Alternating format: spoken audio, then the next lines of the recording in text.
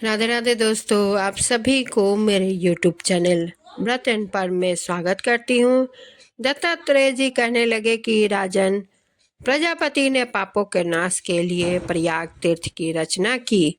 सफेद और काली यानी गंगा और जमुना जी के जल के धारा को स्नान का महत्व भली भांति प्रकार सुनो। जो इस संगम में माघ मास में स्नान करता है वह गर्भ योनि में नहीं आता। भगवान विष्णु की दुर्गम माया माघ में प्रयाग तीर्थ पर सब नष्ट कर देती है। माघ मास में प्रयाग में स्नान करने से मनुष्य अच्छे भोगों को भोग कर ब्रह्मा को प्राप्त होते हैं। माघ मास तथा मकर के सूर्य में जो प्रयाग में स्नान करता है उसके पुण्यों की गिनती चित्रगुप्त भी नहीं कर सकता।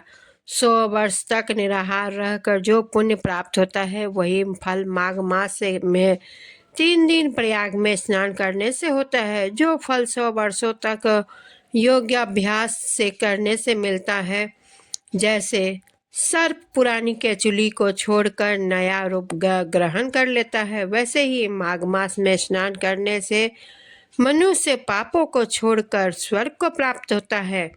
परंतु गंगा जमुना में संगम में स्नान करने से हजारों गुना फल मिलता है। हे राजन, जिसको अमृत कहते हैं वह त्रिवेणी ही है।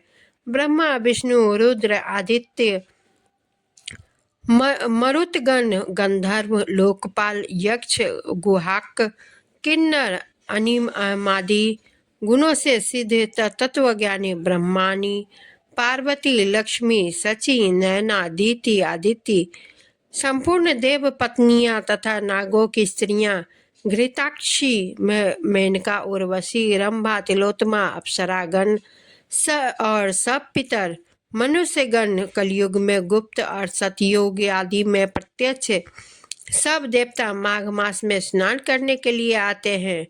इन दिनों माघ मास में प्रयाग में स्नान करने से जो फल मिलता है वह ईश्वर ही कह सकता है। मनुष्य में कहने की शक्ति ही नहीं है।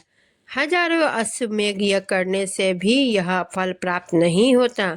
पूर्व समय में कंचन मालिनी ने इस स्नान का फल का राक्षस को दे दिया था। उसने इससे वह पापी मुक्त हो गया था। तो दोस्तों, यहाँ पर 15वां अध्याय यही समाप्त होता है। आप सभी को मेरी यह व्रत कथा अच्छी लगती है तो कमेंट जरूर करें, चैनल को सब्सक्राइब करें, वीडियो को लाइक शेयर जरूर करें और नोटिफिकेशन बेल को क्लिक करना ना भूलें। इसी के साथ मैं विदा लेती हूँ। धन्यवाद।